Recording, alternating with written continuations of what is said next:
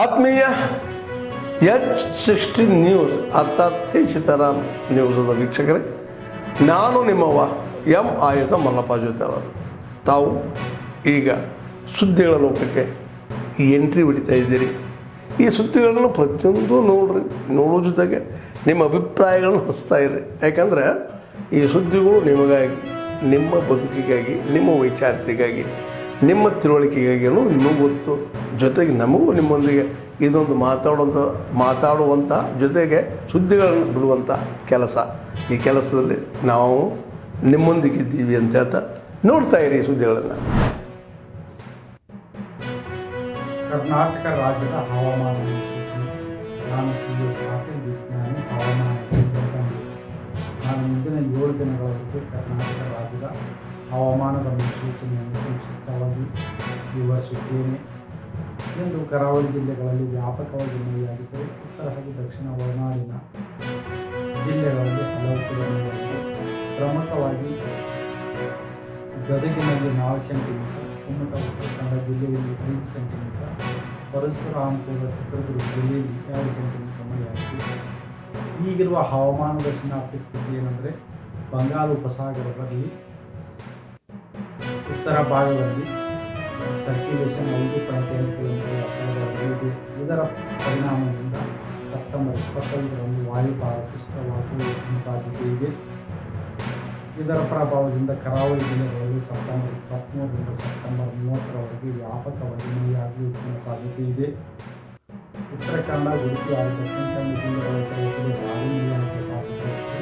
September 24ರಿಂದ September 28ರವರೆಗೆ yellow alert ಅನ್ನು ಘೋಷಿಸಲಾಗಿದೆ. ಉತ್ತರ ಒಳನಾಡಿನ ಜಿಲ್ಲೆಗಳಲ್ಲಿ ಸೆಪ್ಟೆಂಬರ್ 24ರಿಂದ ಸೆಪ್ಟೆಂಬರ್ 26ರವರೆಗೆ ಹಲವು ಕಡೆ, ಸೆಪ್ಟೆಂಬರ್ 27ರಿಂದ ಸೆಪ್ಟೆಂಬರ್ 30ರವರೆಗೆ ವ್ಯಾಪಕವಾಗಿ ಮಳೆಯಾಗುವ ಸಾಧ್ಯತೆ ಇದೆ. ಬೀದರ್, ಕಲಬುರಗಿ, ಯಾದಗಿರಿ, ರಾಯಚೂರು, ಬಳ್ಳಾರಿ, ವಿಜಯಪುರ, ಬಾಗಲಕೋಟೆ, ಕೊಪ್ಪಳ, ಬೆಳಗಾವಿ, ಧಾರವಾಡ, ಹಾವೇರಿ ಹಾಗೂ ಗದಗ ಜಿಲ್ಲೆಗಳ ಕೆಲವು ಕಡೆ ಭಾರೀ ಮಳೆಯಾಗುವ ಸಾಧ್ಯತೆ ಇದ್ದು, ಸೆಪ್ಟೆಂಬರ್ 26ರಿಂದ ಸೆಪ್ಟೆಂಬರ್ 28ರವರೆಗೆ ಯೆಲ್ಲೋ ಅಲರ್ಟ್ ಅನ್ನು ಘೋಷಿಸಲಾಗಿದೆ. ಕರ್ನಾಟಕದ ದಕ್ಷಿಣ ಒಳನಾಡಿನ ಜಿಲ್ಲೆಗಳಲ್ಲಿ ಸೆಪ್ಟೆಂಬರ್ 24ರಿಂದ ಸೆಪ್ಟೆಂಬರ್ 29ರವರೆಗೆ ಹಲವು ಕಡೆ ಮಳೆಯಾಗುವ ಹೆಚ್ಚಿನ ಸಾಧ್ಯತೆ ಇದೆ. ಬೆಂಗಳೂರಿನಲ್ಲಿ ಸೆಪ್ಟೆಂಬರ್ 24ರಿಂದ ಸೆಪ್ಟೆಂಬರ್ 28ರವರೆಗೆ ಹಗುರದಿಂದ ಸಾಧಾರಣವಾಗಿ ಮಳೆಯಾಗುವ ಹೆಚ್ಚಿನ ಸಾಧ್ಯತೆ ಇದೆ.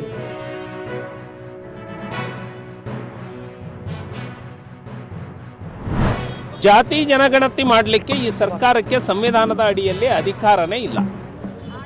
ಜಾತಿ ಜನಗಣತಿ ಮಾಡಲಿಕ್ಕೆ ಕೇವಲ ಕೇಂದ್ರ ಸರ್ಕಾರಕ್ಕೆ ಇರೋದು. ಕೋರ್ಟಿಗೆ ಇವರೇನು ಅಫಿಡವಿಟ್ ಕೊಟ್ಟಿದ್ದಾರೆ, ಸಾಮಾಜಿಕ ಶೈಕ್ಷಣಿಕ ಸಮೀಕ್ಷೆ ಮಾಡ್ತೀವಿ ಅಂತ. ಮತ್ತೆ ಜಾತಿ ಕಾಲಂ ಯಾಕೆ ಹಾಕಿದ್ದೀರಿ?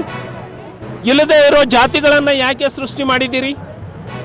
ನೂರಾರು ಜಾತಿಗಳನ್ನು, ಇಲ್ಲದೆ ಇರೋ ಜಾತಿಗಳನ್ನು ಸೃಷ್ಟಿ ಮಾಡಿ ಸಮಾಜವನ್ನು ಒಡೆಯುವಂತಹ ಕೆಲಸವನ್ನ ಈ ಸರ್ಕಾರ ನಿರಂತರವಾಗಿ ಮಾಡ್ತಾ ಇದೆ. ಇವರಿಗೆ ರಾಜ್ಯದ ಅಭಿವೃದ್ಧಿಗಿಂತ, ಭವಿಷ್ಯಕ್ಕಿಂತ ಇವರಿಗೆ ತಮ್ಮ ರಾಜಕಾರಣನೇ ಮುಖ್ಯ ಆಗಿದೆ. ಹಾಗಾಗಿ ಜನ ಕ್ಯಾಕರಿಸಿ ಈ ಸರ್ಕಾರಕ್ಕೆ ಉಗಿತಾ ಇದ್ದಾರೆ. ಜಾತಿ ನಡುವೆ, ಊರುಗಳ ನಡುವೆ, ಸಮಾಜಗಳ ನಡುವೆ, ಧರ್ಮಗಳ ನಡುವೆ ಬ್ರಿಟಿಷರು ಏನು ಒಳೆದು ಆಳುವ ನೀತಿ ಇತ್ತಲ್ಲ, ಬ್ರಿಟಿಷರು ಈ ದೇಶವನ್ನು ಬಿಟ್ಟು ಹೋಗುವಾಗ ಅದನ್ನು ಸಂರಕ್ಷಣೆ ಮಾಡಿ ಅಂತ ಹೇಳಿ ಪೂರ್ಣ ಜವಾಬ್ದಾರಿ ಯಾರಿಗಾರ ಕೊಟ್ಟೋಗಿದ್ದಾರೆ ಅಂದ್ರೆ ಅದು ಈ ಕಾಂಗ್ರೆಸ್ಗೆ. ಹಾಗಾಗಿ ಬ್ರಿಟಿಷರ ಇದನ್ನ ಪರಬಾರೆ ತಗೊಂಡವ್ರ ರೀತಿ ಇವರು ಒಳೆದು ಆಳ್ತಾ ಇದ್ದಾರೆ. ಇದನ್ನ ಜನ ಕ್ಷಮಿಸೋದಿಲ್ಲ.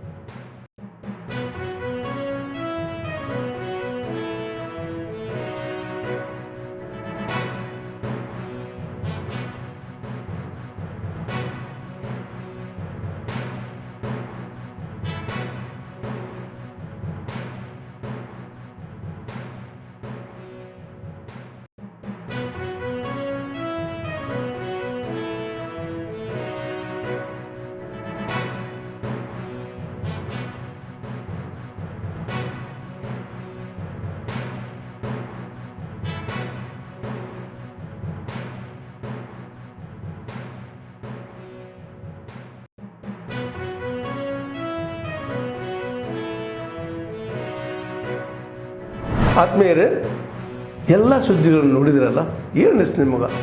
ಇದರಲ್ಲೇ ನಿಮ್ಗೆ ಲೈಕ್ ಆಗಿರ್ಬೋದು, ಡಿಸ್ಲೈಕು ಆಗಿರ್ಬೋದು, ಕಾಮೆಂಟ್ ಬೇಡಪ್ಪ ಅಂತೂ ಅನಿಸಿರ್ಬೋದು, ಕಾಮೆಂಟ್ ಮಾಡಬೇಕಪ್ಪ ಅನಿಸಿರ್ಬೋದು, ಶೇರ್ ಮಾಡಬಾರ್ದಪ್ಪ ಅನಿಸಿರ್ಬೋದು, ಅದು ಮಾಡಬೇಕು ಅನಿಸಿರ್ಬೋದು.